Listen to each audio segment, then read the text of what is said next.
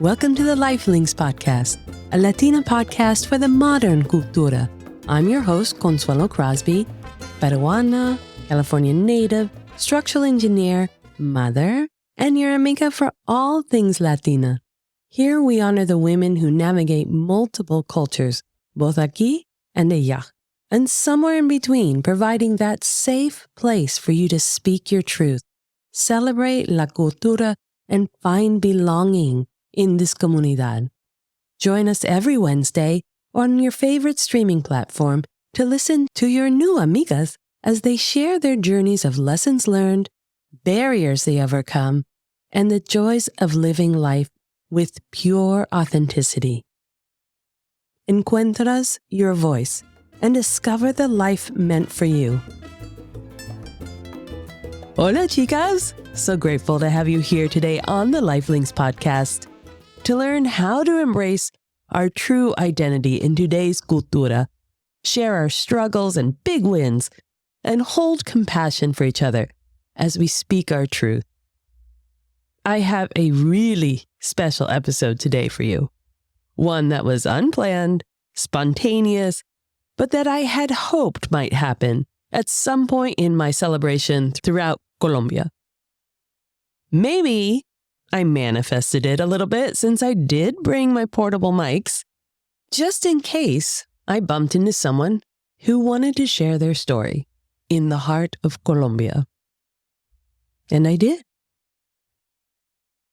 This episode might shock you, might set you back a bit, so a little warning, this is an emotional one.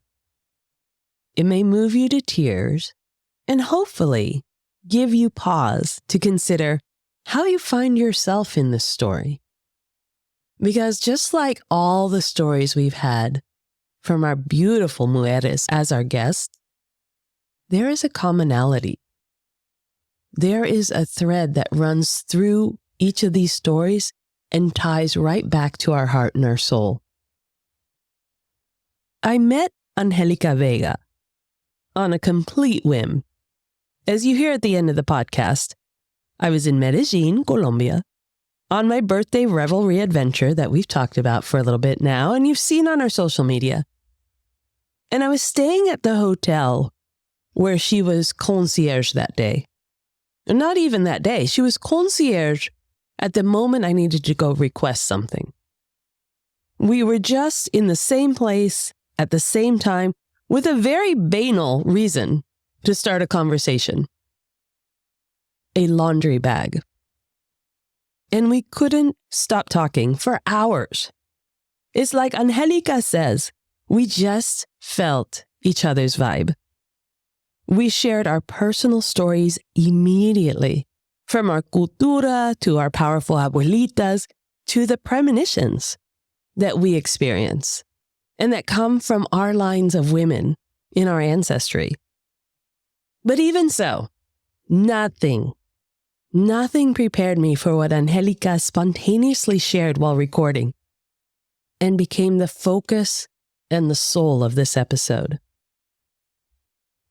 Angelika Vega was born in Barranquilla and grew up in Guamal, Magdalena. She studied foreign languages at the Universidad de Pamplona, and her English is remarkable, especially in its expressions. It makes you feel like this is the amiga you have always had in your life sitting on your sofa.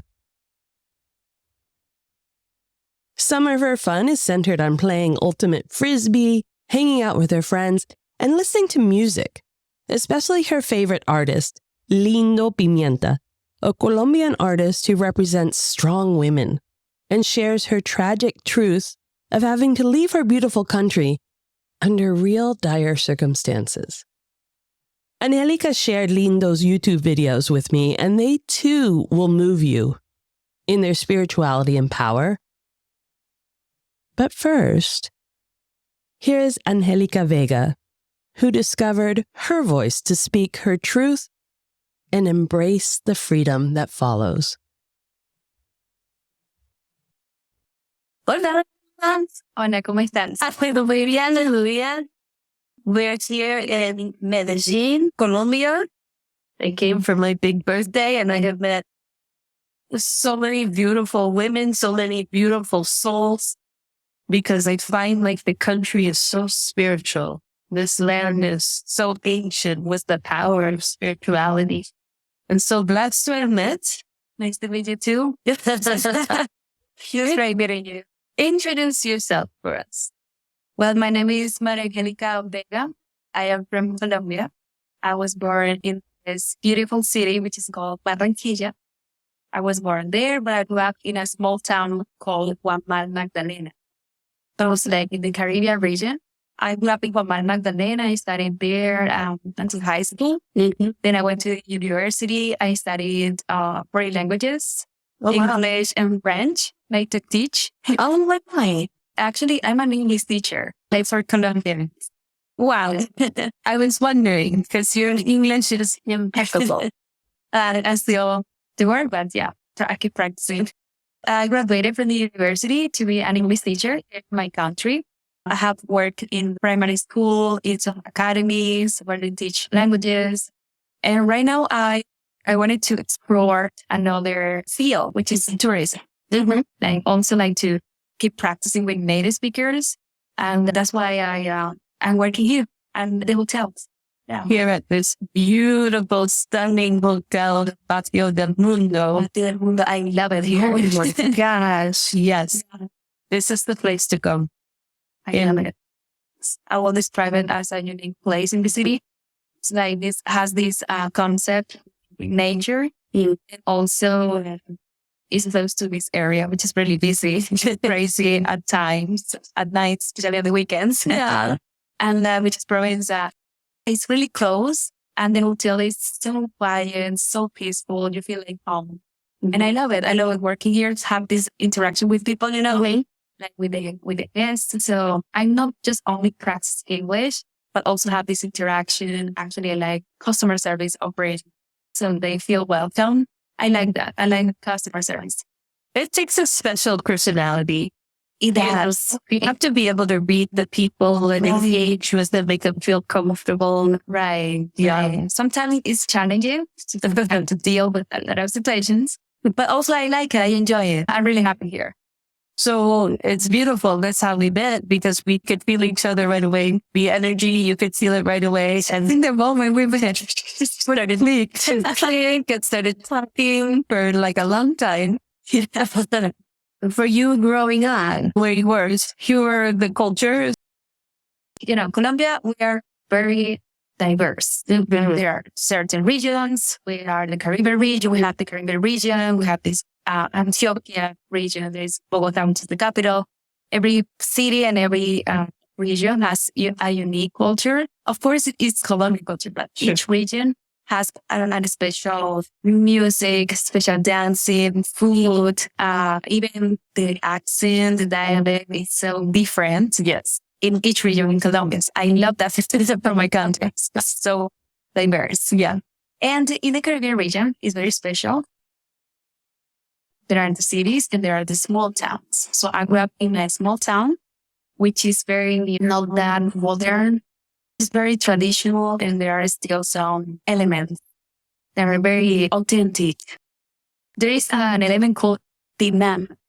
Tina, it is a recipient made of clay. It is big. It is something like that. Oh, wow. It is bigger. Wow. It's made of clay, and people in the past used to have it to put some water, and they still keep this. They keep that tradition until today.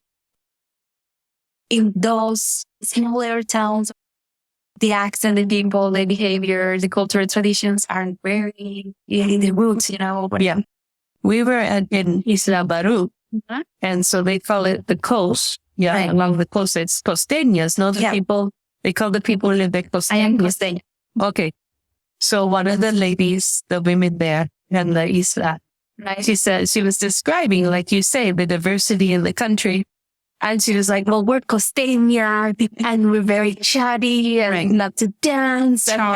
Yeah, we engage with people and you could feel the energy, the happy. And she's like, yeah, we have big booties, not so big here. And she was so sweet. She's like, we have parties in the house, we dance, we can't leave for the weekend. Yeah. But then she's like, then you go to Bogota. So the that's what she said. Another story. That's what she said. So funny. And then she's like, and then I said, we're going to Medellin. And she's like, oh, países. You're going to the países. So yeah, there's already like a very different personality. You can feel the people right away. I didn't expect it. Like I wanted to come to Colombia for some reason. I could tell that it was very spiritual. It is like this power here, and you can feel it in the people right away. It's just like they live it right out loud to the surface. Right. Versus in the United States, it's gone. Like it's so buried. Oh, indeed. People are so worried about work and money, and they forget about family and to enjoy life. And it's very difficult, therefore, to sometimes talk to other people. And when you have this feeling, you have this soulful connection, and there's nobody to really talk to, it makes it difficult. But you have a good story, no? Yeah, because you live it from your grandmother to your mother, to you and your twin sister. Right. Well, it has a lot, oh my God, a lot of generation to generation with the, that's right. Yeah.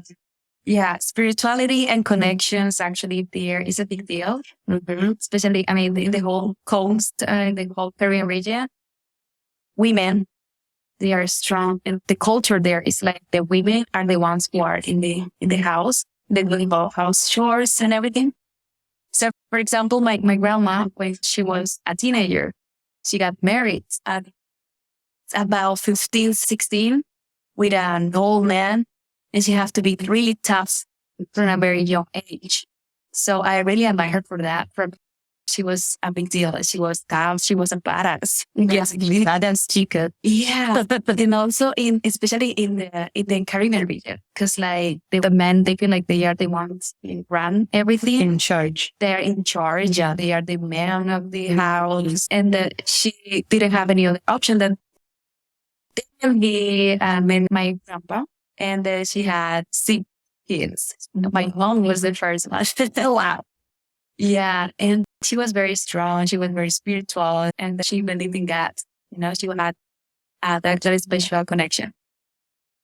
And she helped raise you. Yeah, she raised me, especially my twin sister and me, because we are the oldest. Yeah, my mom was busy. At some point, she had 2 babies, actually. It was my twin sister and me, and then my brother. It's 1 year difference. So 3 babies, 3 in 1 year. In 1 year. So let's face my mom, she was wiped out. She needed help. Oh my God. Yeah. She needed help. So my grandmother. Oh, beautiful. Yeah. And she helped my mom raising us. And she was very special. She used to help the community. At that time, she had a good financial position. Yeah. And she used to help people. She was gifted. The people say that she used to heal people. That is going to ask. Yes, heal people. My abuelita, she's, oh my God, another level. She passed away 2017. Oh, correct. Yeah, it was, I don't know how to describe it. It was bittersweet. She was 94 years old. Wow. Oh, beautiful. At some point in my life, I have had some other experiences, you know, and that's why I'm telling you, I'm sensitive. Yeah. Because I have this spirituality thing. And yeah, you can feel things. Yeah, I can feel things. I have felt things. Yeah. I have had experiences in my dreams as well.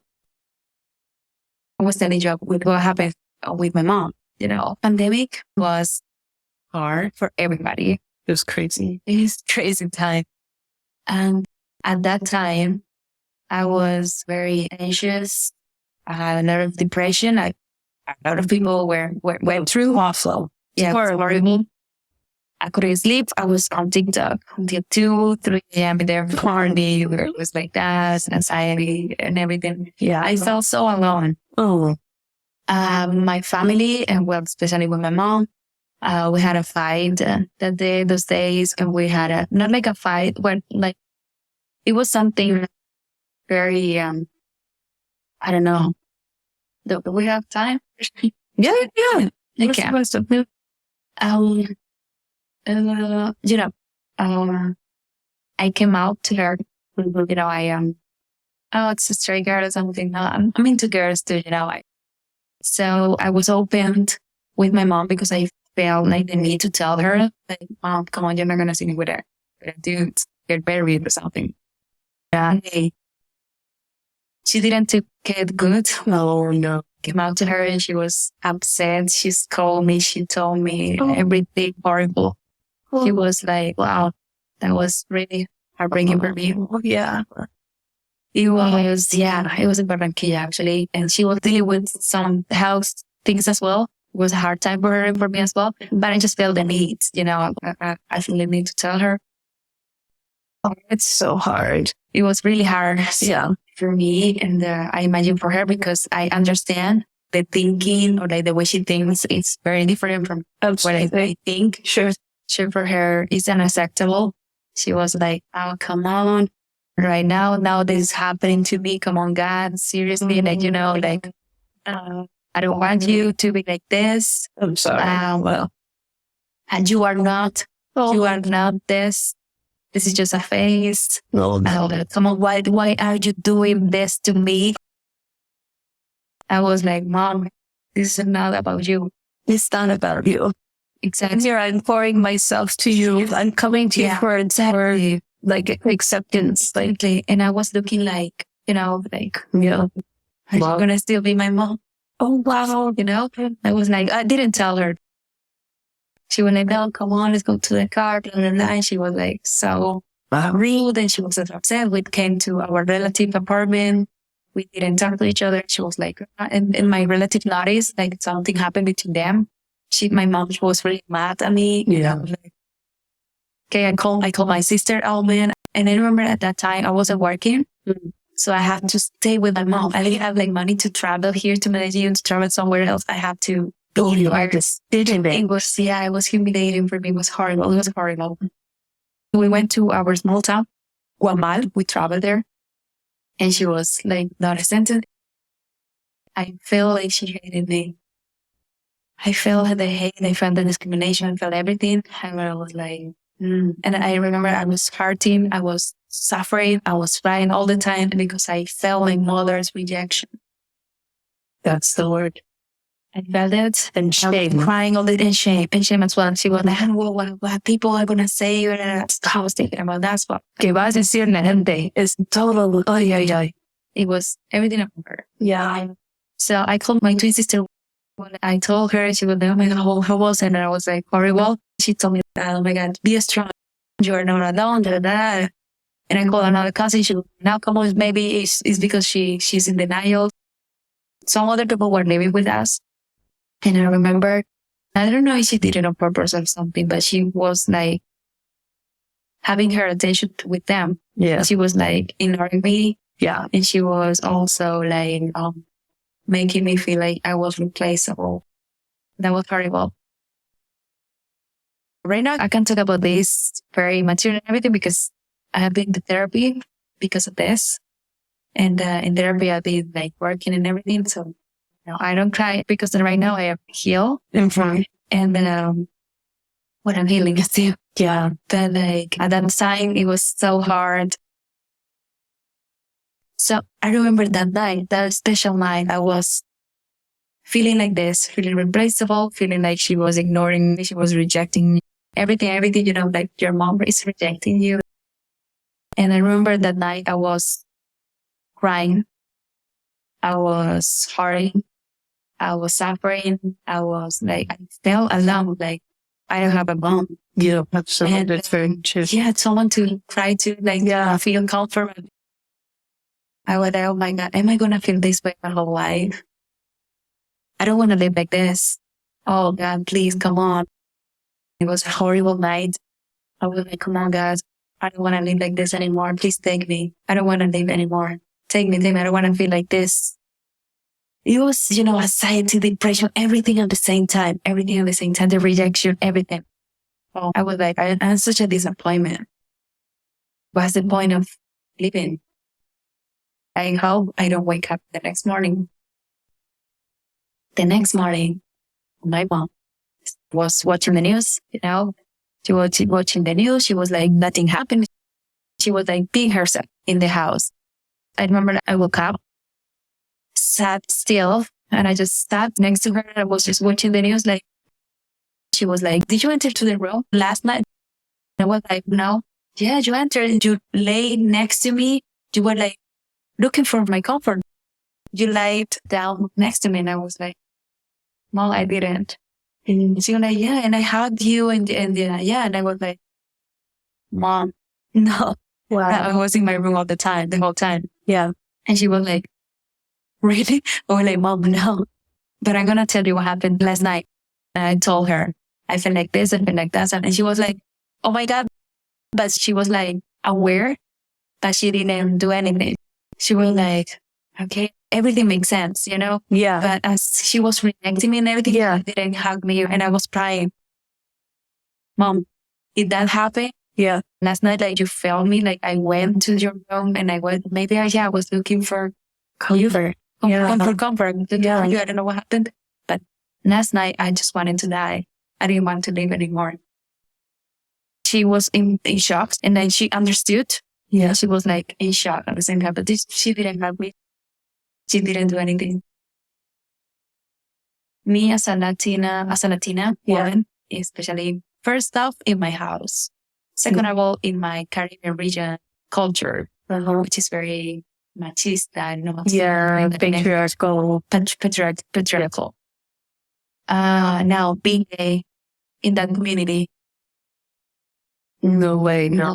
right? No way. So, actually, I was like, okay, I don't need to come out. I don't care about what other people think. When I was like 22, 23, I was like, okay, I know this is who I am. Yeah. I had a girlfriend at that time, and I own it, because like, this is who I am.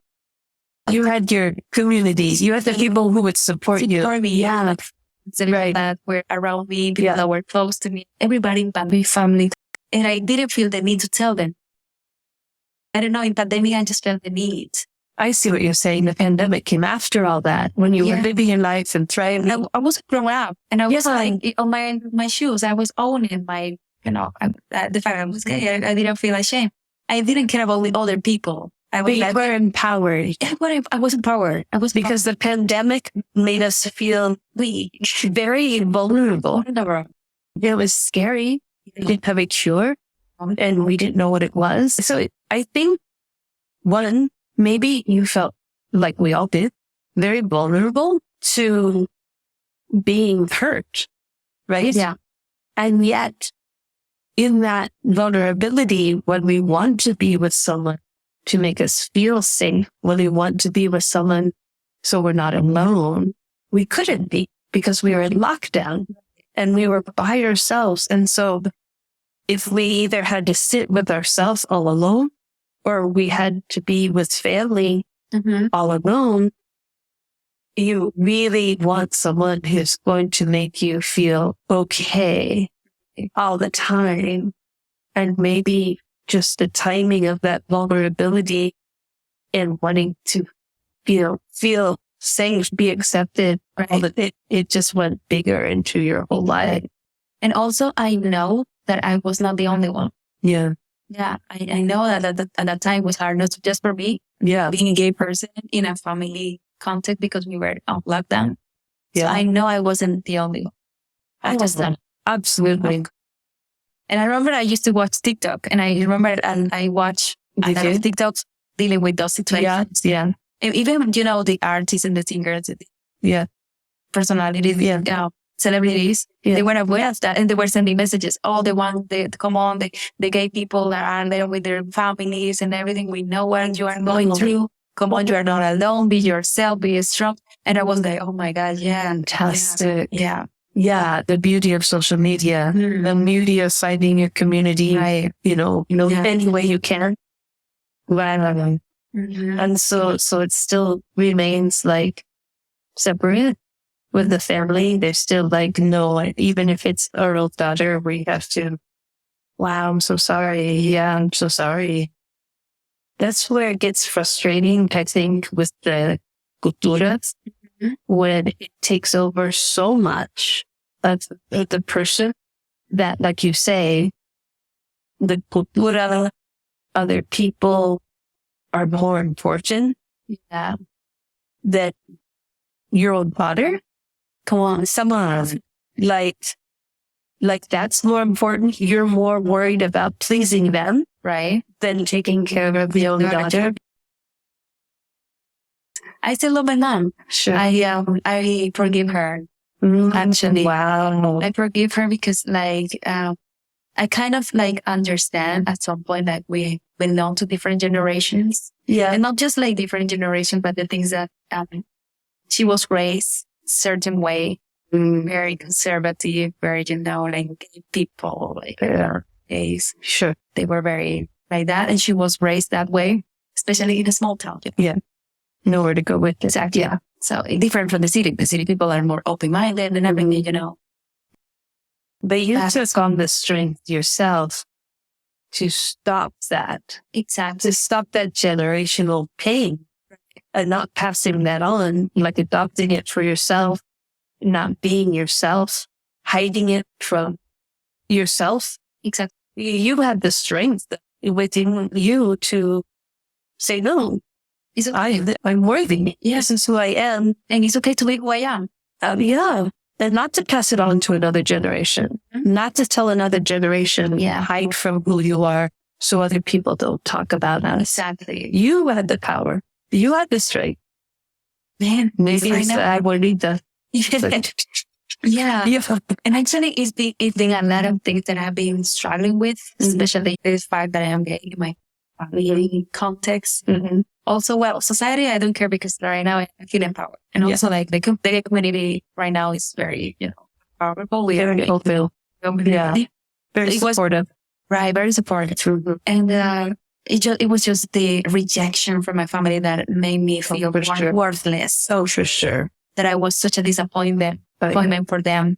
So that for me, that was my mental health was destroyed. I had to go to therapy. And it wasn't back then. It was now. I mean, this year. Wow. Everything I was accumulated, I was accumulated for several years. I felt myself in a deep hole. And I was like, man, I need help. I need help because I want to see the sense of life again. I need help. And nobody told me hey, you should go to therapy. I mean, I was so quiet. Everybody was okay, but I knew deep down inner self, I knew I needed help. Yeah. I need professional help. I need something that helped me go through this, to heal this, to forgive my family, especially my mom, to forgive my dad as well, to forgive all the people, the relatives that have rejected me. Wow. Some aunts, some cousins. And right now, as I was telling you, yesterday was a special day for me. I was closing some things, opening doors. And yesterday, with this special moment I had at night, with this, the message I was telling you about music, this concert and everything, I was like, hey, I'm going to wrap it up. Yes. And I'm going to heal. And now I'm going to rise up. So I was like, okay, family, thank you. Give you and everything, but I have to keep my distance because I'm not a trash can. After the trash can. Oh my God, I love that. Seriously, you are so courageous.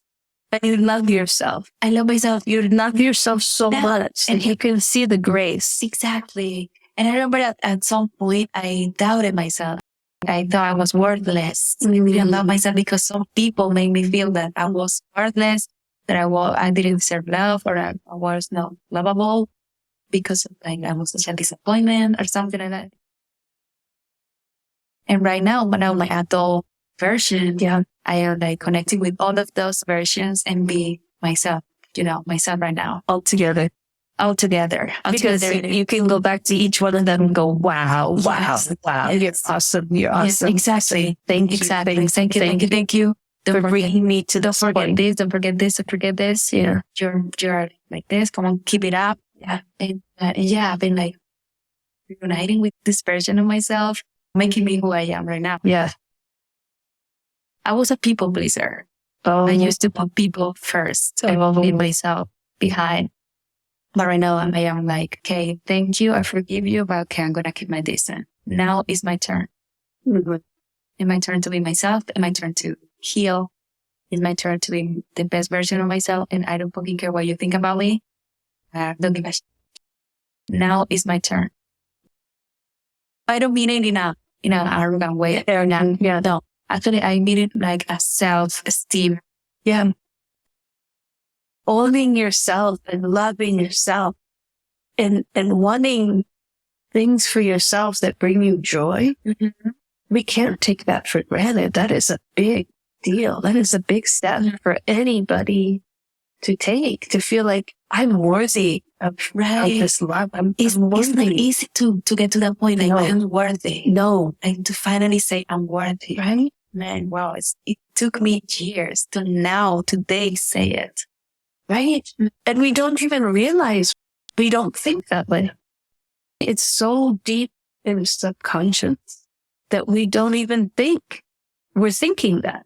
We don't realize we're putting ourselves second, third, fourth. Come on. Because we think we're doing, oh, I'll take care of you. Yeah.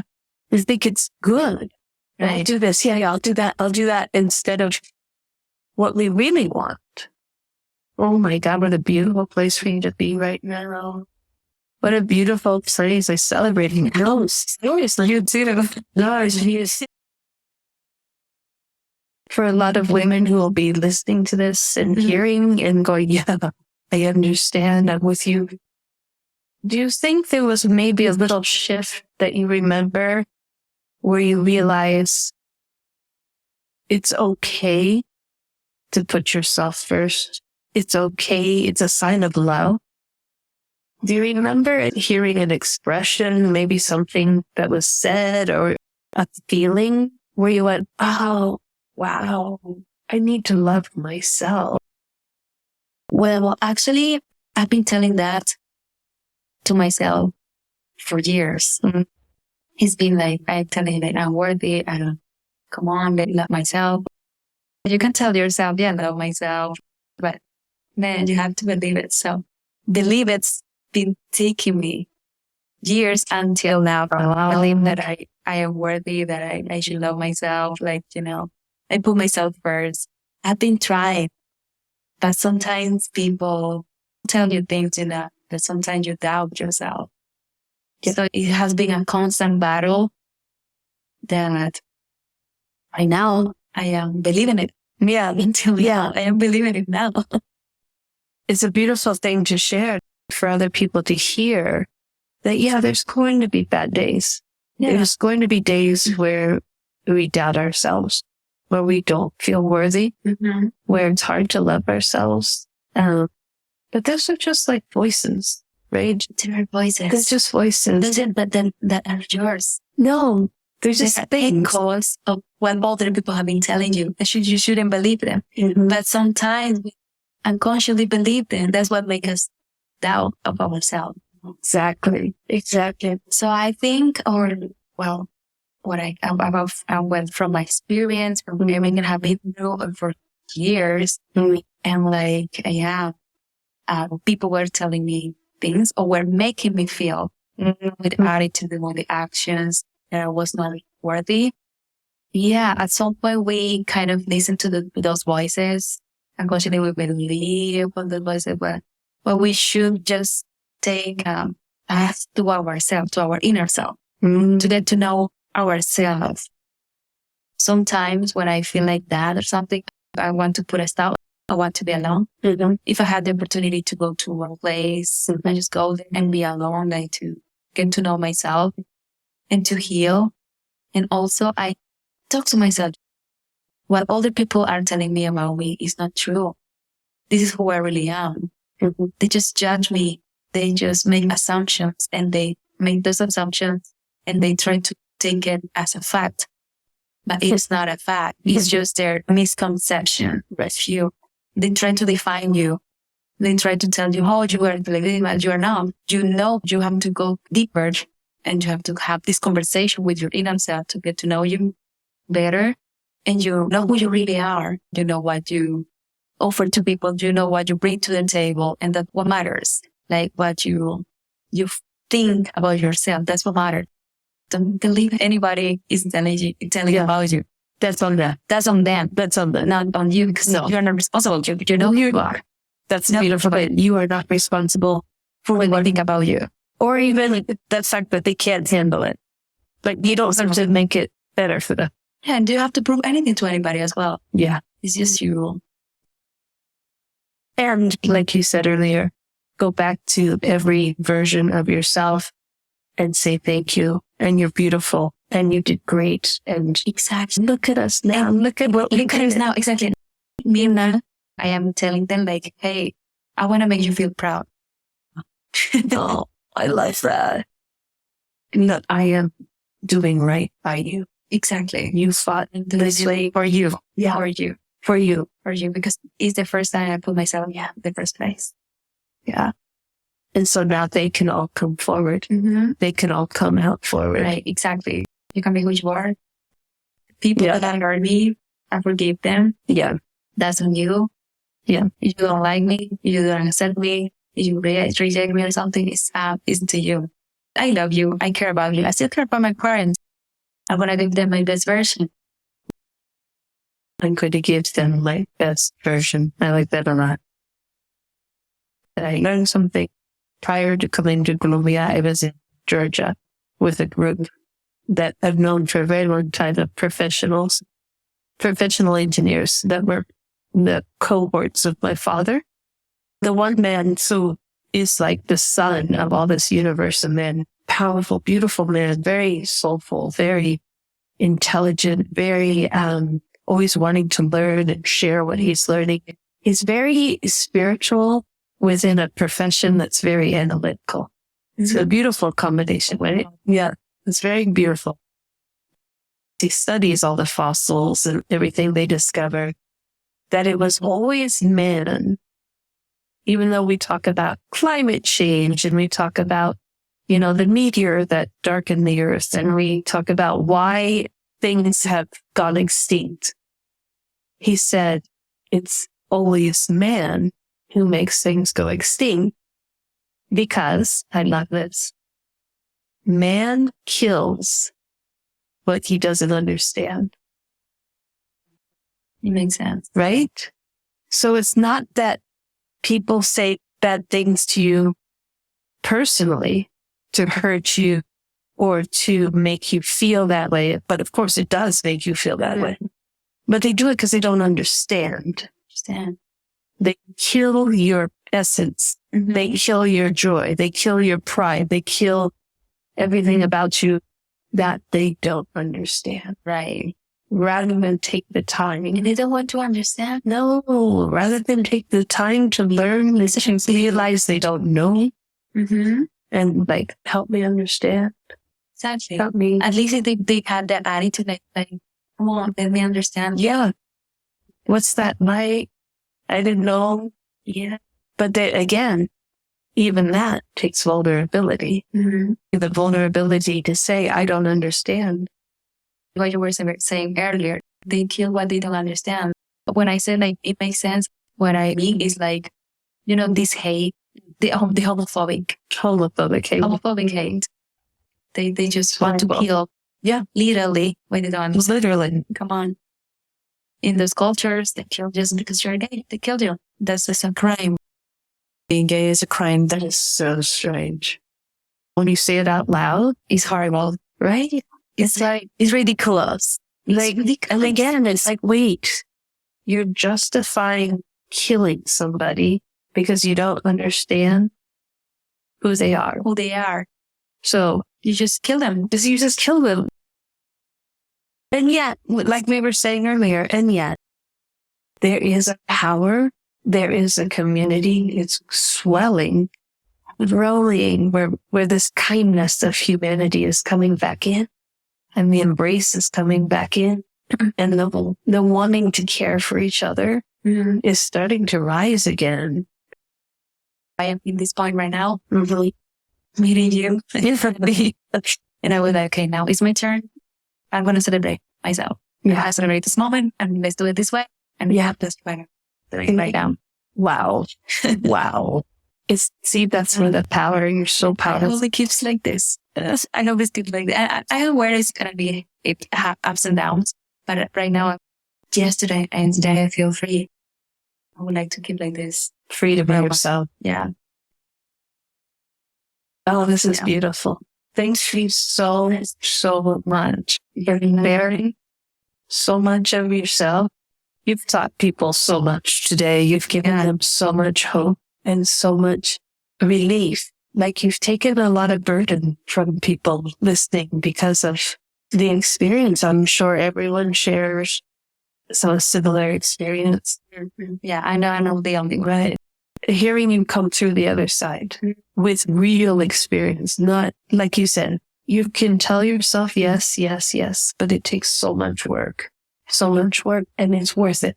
It's worth it. Because you're worth it. Right. And I know also like for each person's process is different.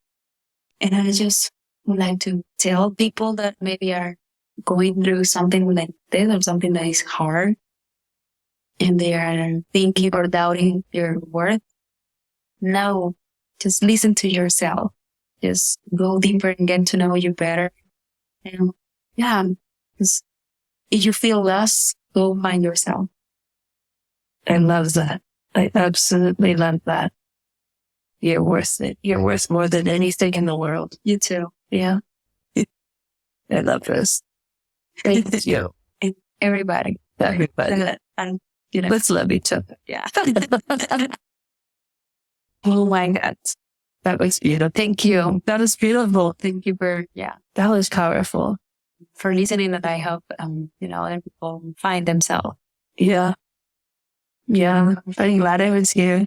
I'm so honored. I'm so honored. No, seriously, it's a blessing to feel like you trust me to share your story. We need to share our story, right? To know that we're not alone and to share our truths.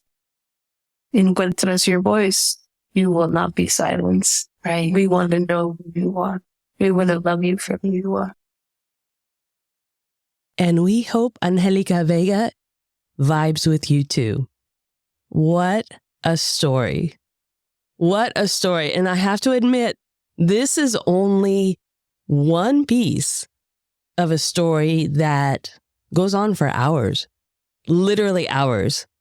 I might have to make another episode just talking about the premonitions.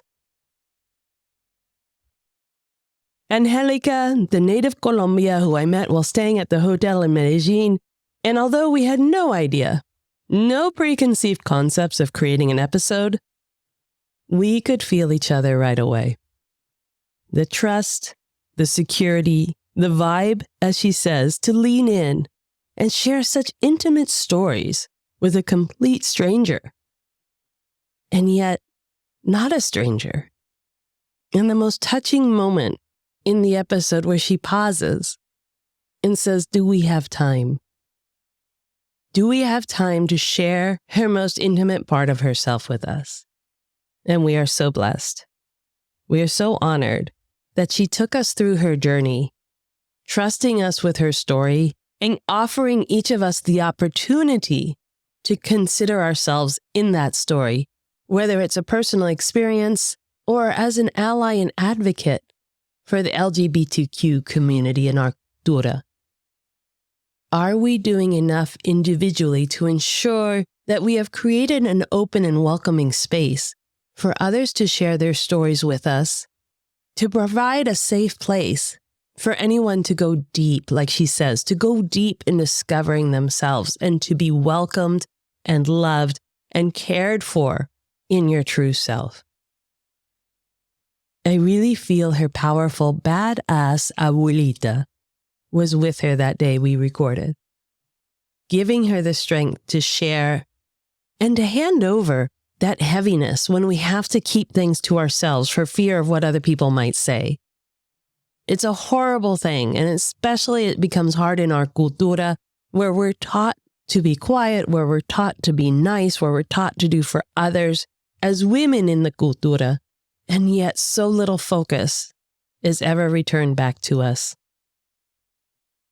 But hearing Angelika not only share the really emotional story of what it was like to come out to her mother only to be rejected, but just be in awe of Angelika's courage to believe in herself, believe her own words of telling us, yes, you are worthy.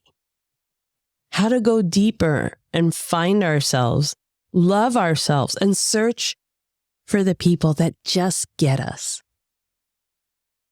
I would love to hear your stories of similar experiences, coming out to La Familia, the difficulty you may have experienced in the Cultura, and the stories of loving acceptance and celebration that hopefully is the majority of these stories.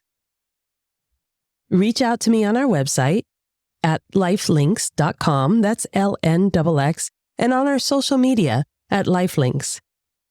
We will pull your experiences together for our Pod Club episode next week as we sit in grace and gratitude for each other, love each other, and ask for gentleness to embrace us.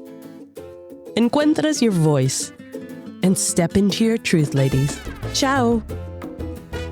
Really appreciate the time you take to rate and review the podcast. Get the backstory and what you've heard here today and reach out on our website at lifelnx.com. That's LNXX, because it's about time, it's about us. Stay in the groove on our social media at Life Lnxx and get ready to make your move, ladies. Viva!